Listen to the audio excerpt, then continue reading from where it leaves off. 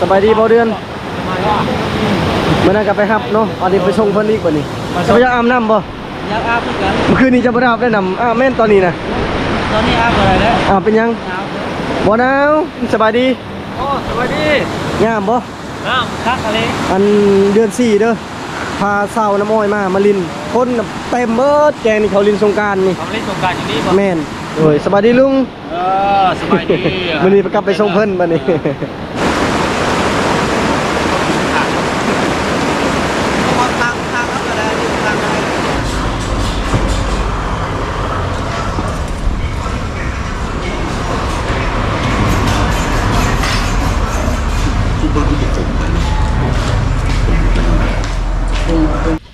โอ้มาหอมนี้ได้ปลาแดกเนาะได้ปลาแดกปลาแแซ่บเลยได้ปลาแซ่บแล้วเป็นปลาแดกแล้วบัดนี้ปลาฟากอันพอฟากขั่วแล้วรอบนี้นะ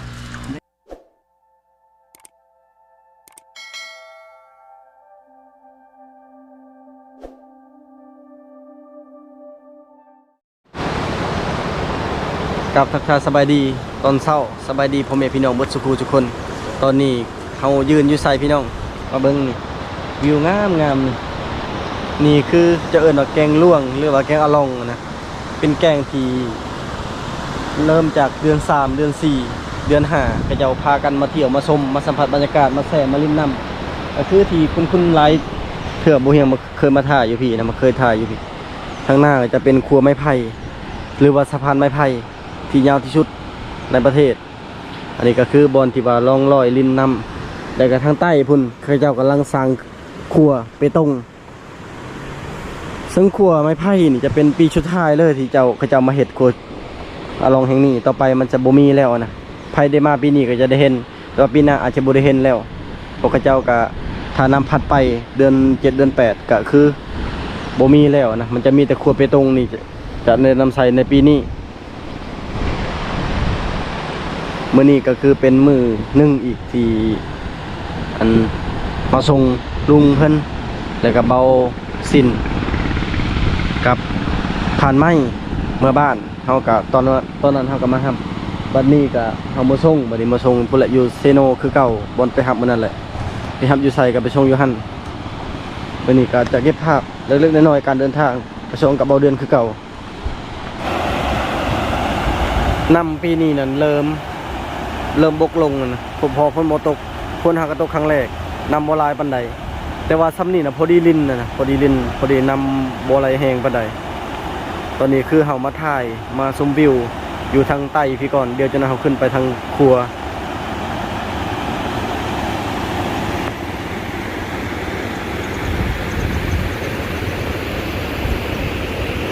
ทางนี้กำลังก่อสร้างครัวข้ามไปผักนั่น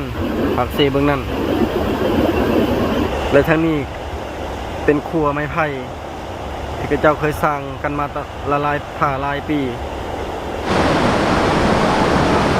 สำหรับแกงอะล่องและก็ครัวไม้ไผ่เป็นอีกจุดแลนด์มาร์กหนึ่งที่ว่าสร้างชื่อเสียงให้กับเมืองนองก็คือหลายคนก็สิฮู้ว่าเมืองนองก็คือแกงอะล่องนะทำมาเที่ยวเมืองนองก็คือมาเที่ยวครัวไม้ไผ่มาเมืองนองก็คือมาเที่ยวแกงลีนแต่ว่าแกงลีนเขาบ่ได้แวะเพราะว่าเมื่อคืนนี้ก็ค่ำแล้วมาฮอดแกงลีนนะแต่หลายเทื่อที่เขาลงเครื่องลงของนี่แกงลีนแต่อยู่พี่ก็คือแกงอะล่องครัวไม้ไผ่อันนี้ก็เป็นจุดที่ว่าสังคมสร้างชื่อเสียงให้กับเมืองนองแขวงสะหนเขตงามเลยพี่น้อยถ้าว่าฮอดฤดูหรือว่าปีใหม่ลาวชาวบ้านเต็มเมิดบ่จักแขกคนมาแต่ไกลเข้ามาเที่ยวมาชมมาสัมผัสบรรยากาศอยู่พี่สบายดีเบาเดือนเมื่อนั้นก็ไปฮับเนาะอันนี้ไปส่งเพิ่นอีกบัดนี้มาส่งอีกไก่ได้เป็นทางไปมื้อนี้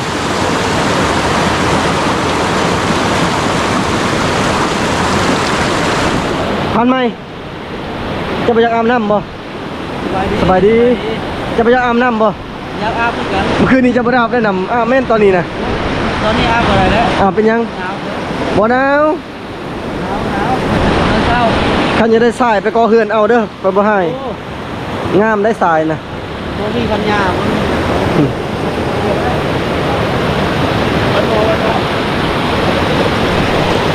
เป็นได้บ่สินสบายดี โอ้สวัสดี งามบ่ น้ำคักอะไร อันเดือน4เด้อพาเศร้าน้ำอ้อยมาลินคนน่ะเต็มเบิดแกงนี่เขาลินสงกรานต์นี่ เขาเล่นสงกรารอยู่นี่บ่ แม่นเมืองนอกเมืองสิปูนแข่งสารวัตรแล้วไล่เมืองไล่แขวงเขาจะมาเที่ยวตั้งแต่พุ่นฮอดพีเต็มหมดนี่พาเศร้าน้ำอ้อยมา เป็นจังว่าคนเต็มเลยแก โดนจีนี่เซฟทุกๆเลยแนวนี้ ดนตรีบ่ได้เสพได้ ไม่เซฟ มันบ่ไหวบ่เขาตีกัน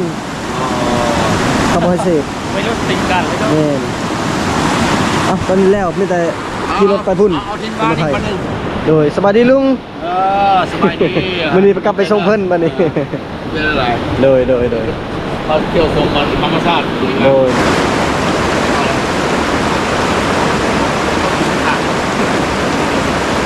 าม ย ทางเขาก็ได้ทางอะไรทางที่ลาวทา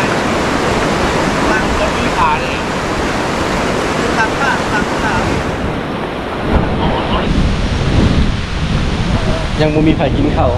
เที่ยววันที่1แล้วก็ไปวันที่2แล้วก็จึงเข้าเมืองนองหากินข้าวกินน้ำมันเข้าไปนำเล็กน้อยแล้วก็จึงเดินทางบ้านอาล่องค่าธรรมเนียมผ่านครัวรถใหญ่แสนกีบรถไทย30,000กีบรถจักร20,000กีบรถไทยแกนัก50,000กีบรถจักรแกนัก30,000กีบไม่เหตุไปกลับอันนี้คือราคาตามป้ายส่วนนี้มันทางลงไปแกงอาล่องเป็นปีชุดท้ายเลยที่เจ้าสร้างครัวไม้ไผ่ขึ้นมาปีหน้าอาจจะบ่ได้เห็นแล้วก็เลยพาเพิ่นมาเยี่ยมชมก่อนมาเมืองนองก็ต้องมาหอดแกงอาล่องมาเมืองนองก็คือต้องมาหอดครัวไม้ไผ่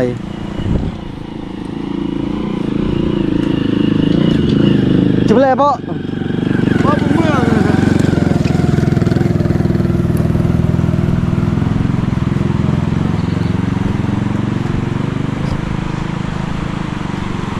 น้ำแห้งเลยปีนี้แห้งไว้เลย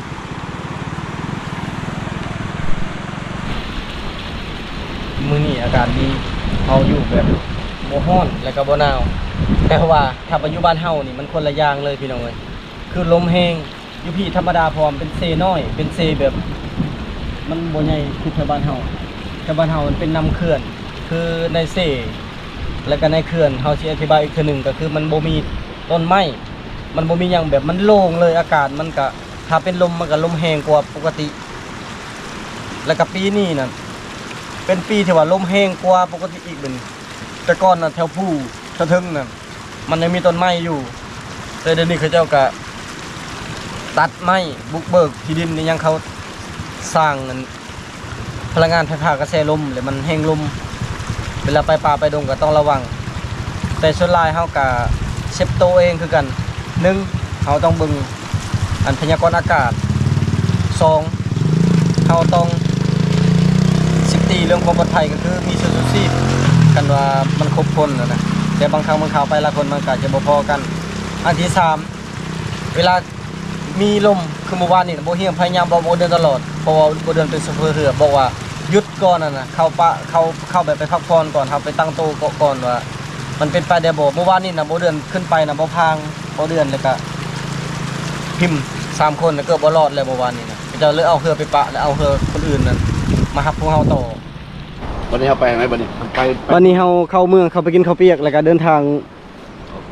ยาวๆเลย เดินทางไปกินมังโม่น้อยเนาะอันนี้เนาะ บ่คุ้มบ่ฮอบนี้เนาะบ่คุ้มบ่ได้สัตว์ใหญ่แต่ว่าก็คุ้มได้เที่ยว มันเรื่องคุ้มน่ะไปใช้กับบ่คุ้มอยู่แล้วแต่ว่า ใจมักบ่ ใจมากชีวิตเฮาเด้ อืม ชีวิตเฮามากแล้วก็เฮามักสายนี้คุ้มไปใช้กับคุ้มบ่แม่นบ่คุ้ม ครั้งแรกเลยที่มาฮอด4คืนเนาะ โดยแม่นล่ะกินข้าวจำเจียวเฮายังไป บ่ แม่นเนาะ เออ อันนี้โอ้ยถือว่าหลายแล้วอันไปทางบ้านนั้นนั่นหลายซ้ำ ยินบ่เคยเว้านะ อ่ะ คันยังให้ค่อยไปรับเจ้าแบบแขก VIP นะเจ้าหาสาวเฉพาะให้ค่อย ได้แต่ แต่ห้ามไปส่งเจ้าตลอด ห้ามติดอะไรจังไรก็ได้นะ บ่มันบ่แม่นจังได๋ก็ได้ มันบ่มีหูบ่มีหยังมันตันข่อยก็บ่เอาบ่เป็นแค่หมูตันเลย แม่นบ่เคย บ่ เว้าม ากกว่าแม่น เอาสมมุติว่ามันเฒ่าอะลีเหี่ยวแห้งอะลีแบบ 7-80 ปีข่อยก็เอาบ่ได้เอาไปเฮ็ดหยัง เอามันจึงเลี้ยงเฮาเด้บ่ได้เฮาบ่ได้เลี้ยง บ่ไปซั่นนั่นบ่แม่นเลี้ยงแล้วซับเด็กน้อยเลยฉันนั่นข่อยก็บ่ไหว ดูแล มันต้องสมมาพาควรเว้า โอเค เค ต้องคนที่ว่าไปน้ำเฮาได้ยุ่นเฮาได้ ไม่ยังบ่รอดแล้วจะให้หาไอ้ฟันเฮียงมัน บ่เมื่อกี้นี่น่ะจะเว้าเรื่องผู้สาวนี่เจ้าเก่งเจ้าว่าในตอนจะเป็นบ่าวน่ะเดี๋ยวนี้บ่ฮู้เจ้าว่าน่ะ เก่งอยู่อันคอยบ่เลือกได้ เอา ขี้ไล่คักกุดขาคาดยังคอยก็เอาได้คอย มันบ่ได้แม่นแล้ว ซ้ำเมียเจ้าถือว่าโอเคแล้วฉะนั้นน่ะ วาย ระวังรถต่ำด้วยน่ะสิดอกไฟบ่ ใช่บ้านเพิ่นดีเพิ่นบ่ได้เสียติบ้านเองอ่ะ บ่ได้เสียเพราะเขาเจ้าเฮ็ดเองเบิ่งวิโก้คามนั่นน่ะเห็นบ่ แม่น แล้ววิโก้คามพุ่น อันใช่บ้านอื่นน่ะเสียเนาะ แม่น คนมา พุ่นคามมาตั้งแต่พุ่นอ๋อพี่น้องเอ้ยรถวิโก้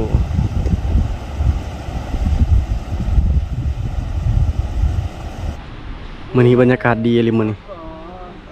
แดดแต่อยู่พี่อยู่บ้านเฮามันบ่ได้นอนเพราะว่าห่างจากบ้านเฮาห่างจากแกงอะลองนี่19กิโลคือถัดไปอยู่ทางใต้สายภูสวยงามรถวิโก้กำลังขึ้น โอ้เป็นตายานเลยพันเฮีย ข่อยบ่กล้าขับเลยข่อยนี่ข่อยยันตก แม่นกึก แม่นผู้โอ้ขึ้นได้เสย สอนพูด ผู้ รถเพิ่นมีโฟวิน ผู้วินข่อยกับผู้วินคือกัน4คนอยู่อัดไว้เป็นประตูมันน่ะ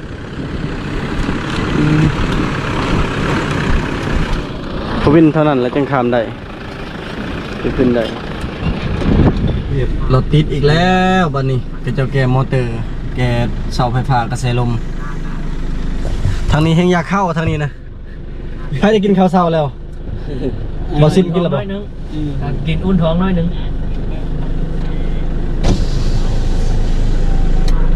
พากันอยากเข้าอยู่ตอนนี้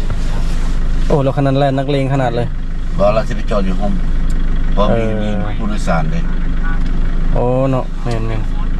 ๆโอ้พุ่นนะ ใครประตู เบิ่งให้แกเศร้านั่น ใครประตูทำไมเอาไปถ่ายเขาแกเศร้านะลงกระเทินจอดแล้วไปจะไปถ่ายรถ โอ้เป็นขบวนมาเลยแล้วเดี๋ยวนี้ เป็นขบวนอะไร เต็มทาง เต็มทางเขาบอกให้ไปนะเขาไปมีแต่ตำทิมเท่านั้น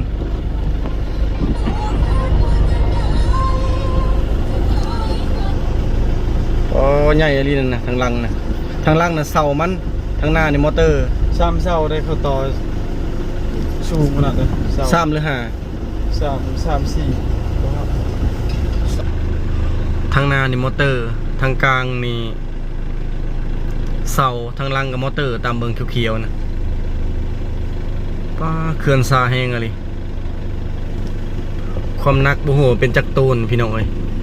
ลำหนึ่งท่อนหนึ่งแล้วรถคันหนึ่งแล้วมอเตอร์หน่วยหนึ่งกับรถคันหนึ่งน่าจะไปเลยบัดนี้เห็นรถสีเหลืองออกมาเลยมันมีทางจราจรลาวแล้วก็จราจรเวียดคันไพเข้าไปนี่คือเขาตำทิมเลยได้เขาโบเซียยังเลย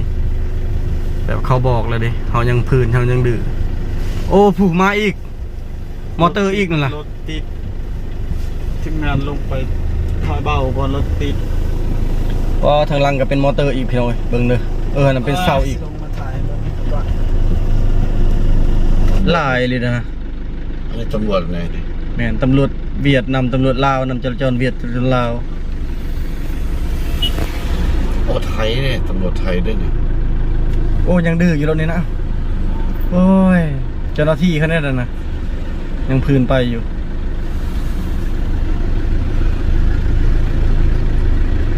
เราสิปล่อยให้รถหนักมากกว่าแล้วให้เราไป แม่น โอเคเขาอยู่นี่แล้วเขาบ่ต้องหนี เฮาบ่ได้ฟ้าวหยังนะ นานเกินไปแล้วไปในบลอดแล้วไป บ่รอ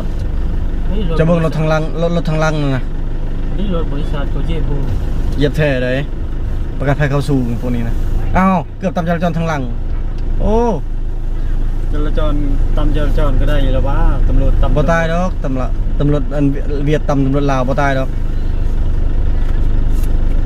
ตำรวจลาวเก่งแล้วมีของตำรวจตำอะไร โอ้รถติดเป็นสายเลยยังอยู่ต้องปล่อยให้มันมานะ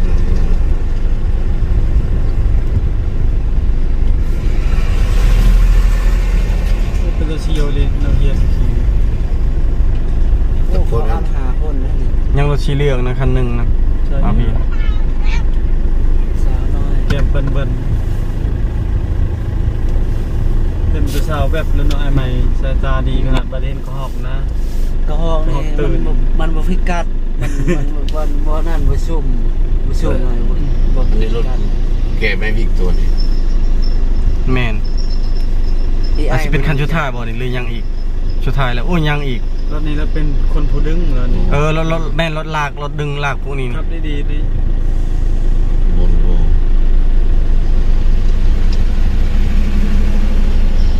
ปั๊มน้ำมันตัวนะของเราถังน้ำมันตัว หลายคันทั้งหน้าทั้งหลังมีตำรวจ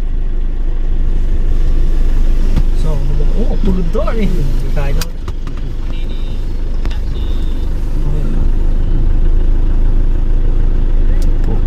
เนี่ยเบิร์ดแล้วบ่นี่เบิร์ดตี้ เขาบอกข้างหน้าไปแล้ว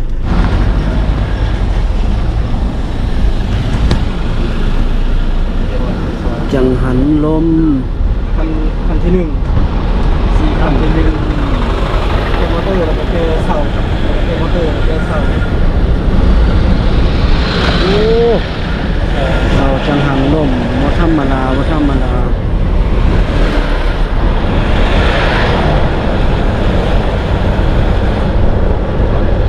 อันนี้บ่อันเสาพุ่นน่ะเสา ดึกเนาะความใหญ่เนาะ ๆเนาะอันนี้เนาะ อีกแล้วทุกคนเอ้ยมีแต่ ว่าน้อย ติดอีกแล้วนะถึงลังผมก็จะวันข้างอีกเมื่อกี้นี่ก็4คันสายยาวเลยมื้อนี้ ไปดูวันใหม่ยางบอลจะถ่ายลงได้ แม่นทางหน้าน่ะย่างไปก็ได้ย่างไปถ่ายนั่น ไป วันจะ เพื่อรถสิมาฮอดนะ รถ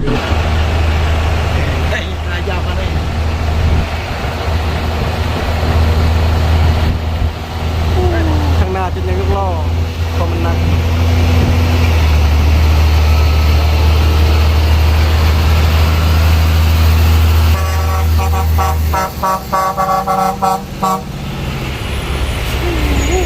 หนักอะไรจะแกะออกรถนี้มันรถไว้ดึงโดยเฉพาะเลย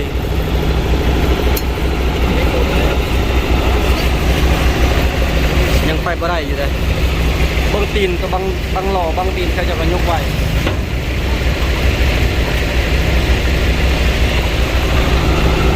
ยังมีอยู่จักน้ำลังนี่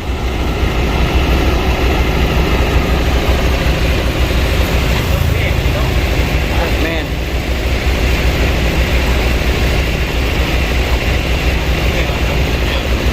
แม่น4,992มิลลิเมตร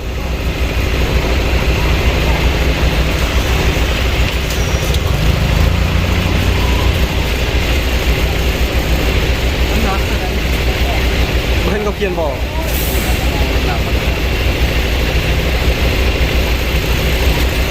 พี่น้องเลยชุดทรายเสียเวลาเกือบชั่วโมงแหละ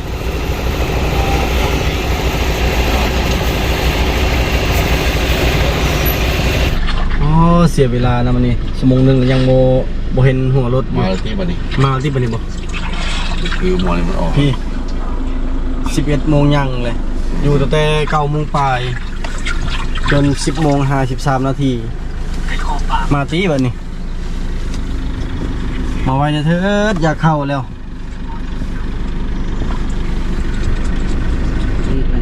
มาแล้ว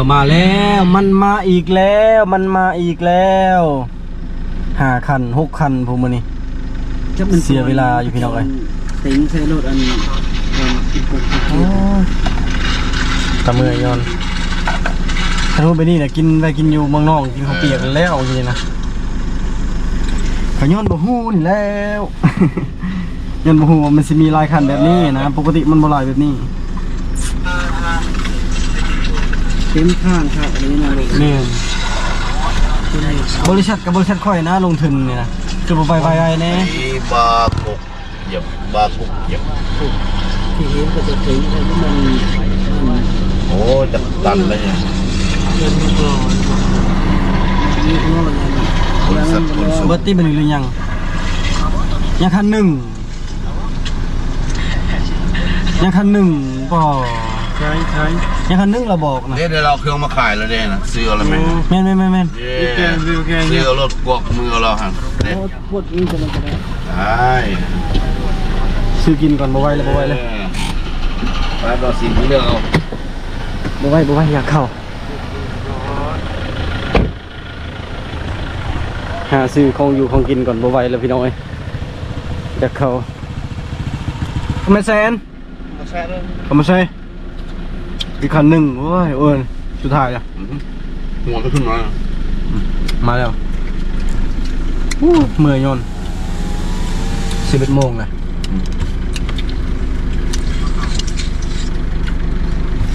ทางกินขนมนำรถเนาะใจต้นอยู่ ไหวเยอะครับ บ่ไหว มีปลากดใหญ่ทำมาซอย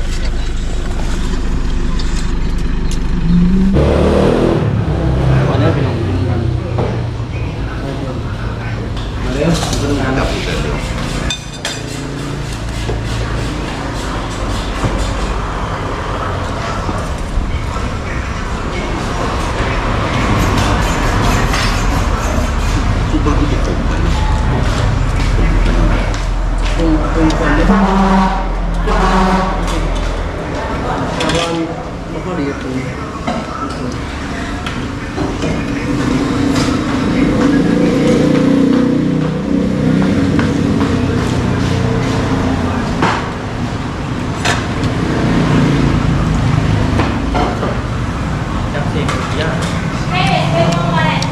ถ้ารถเพื่อชีวิตรถนั่น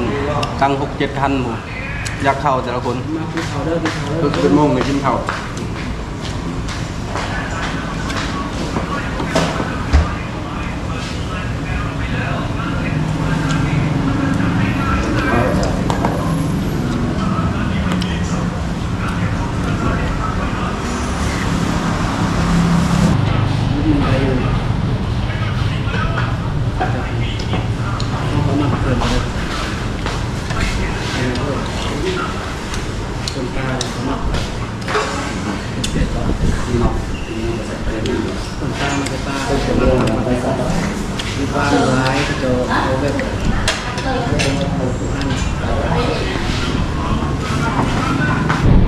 หลังกินข้าวเรียบร้อยแล้วก็มุ่งหน้า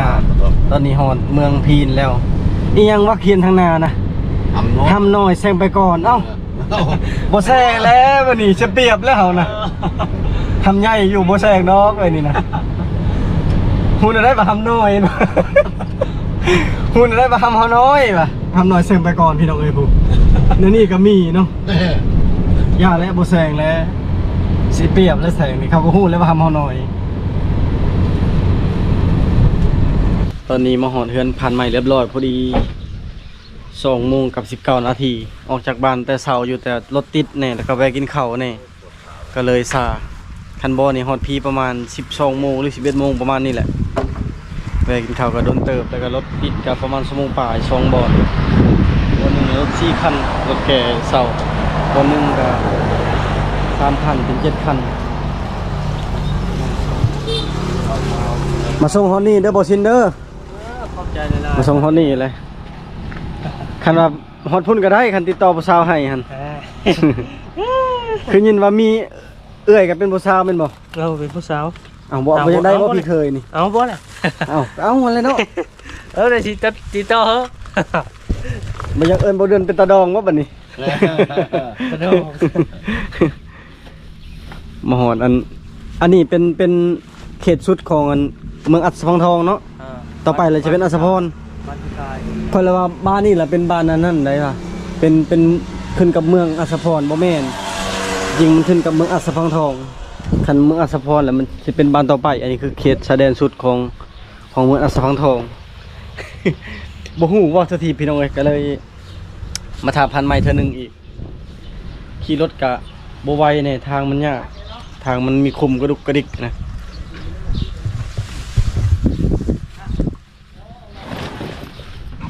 มาฮอดก็กินหมักหมูหมักแตงโมกับสาลีอยู่กันพันใหม่อีกใกล้บ่บ้านพันชินนี่สิไปหามื้อนั้นน่ะกินบ่ผู้สาวลายทั้งนั้น ไข่ต้ม จักกิโลก็ ประ ประมาณเช้านี้ไปเช้า4เช้าว่า สัมบันเขากับเมืองคือกัน นี้ไป ประมาณ30ปลายนาทีเนาะขี่รถไปนี่ บ้านผู้สาวงามแท้บ้านมันจริงเดี๋ยวตีโตเอ้ยพันจริงเนาะ ก็ติดต่อให้นึกว่ากันอย่างใดพี่เคยเนาะ เป็นดองกับพันเดินนี่ตะดอกเด้อนี่ตะดอกเด้อนี่เด้อ เราก็มักจะบ่อาชีพแบบนี้นะ เอามา อาชีพเลาะอันจับกองเลาะบ้านนะ แห้งมากเลย เอาพอไปกินน้ำปลานี่นะ บ่เอาเลย มีนะจู โอ้มาหอมนี้ได้ปลาแดกเนาะ ได้ปลา ได้ปลาแดก ได้ปลาแซ่บเลยได้ปลา ปลาแซ่บแล้วเป็นปลาแดกแล้วบัดนี้ ปลาฟากอันพอฟากขั่วแล้วรอบนี้นะแบ่งก่อน ขนาดเอือบเกลือเลยนะยัง มันเน่าเบิดเพื่อสิมาหอด ปลายังอันนี้ ปลา ปลาสูตร ปลาสูตรอันนี้ปลา นี่ตอนใดดีๆอยู่เนาะ บ่คือกันจิ บ่คือกัน อยู่กับป้าบ่คือกันเนาะ บ่เป็นปลาใหญ่อันบ่ได้เอือบเกลือที่ปลาใหญ่ปลาน้อยน่ะเอือบเกลือคือว่ามันจึงมาเป็นแบบนี้ยาเลยเฮ็ดปลาแดกเนาะ แม่ นี่แมงวันก็มาแล้วนี่ ปลา เอาไปปะไว้ได้บัดนี้ได้ เอา ไปส่งเพิ่นอีก โอ้ยกินอิ่มเลยนะ โอ้ยอิ่มแล้ว ที่ข้างท้ายเบาใน ขอบ ทาง ใจเด้อขอบใจเด้อ โอเคขอบใจคือกันบ่ลาบตีมื้อหน้าก็มาใหม่แล้ววะบ่ชิน มันน่ากับใบไม้ โอเคสิเบิ่งมันพยากรณ์อากาศดีๆก่อนบัดนี้ ได้โอเค โดยสวัสดีอุ่น สบายดี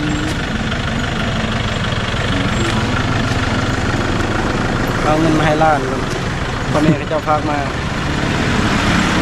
แชร์คนละเท่าไหร่ละชั้นบ่เห็นบัดนี้สบายดีจังมา ใจบางๆกินฮอดได้เย็นมากนี่เงินใจบางๆฝากให้ แม่นบ่เงินจะบางๆ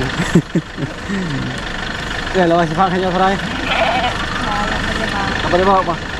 เนาะ1 2 3 4แสนพอสงกรานต์เลยล่ะวะ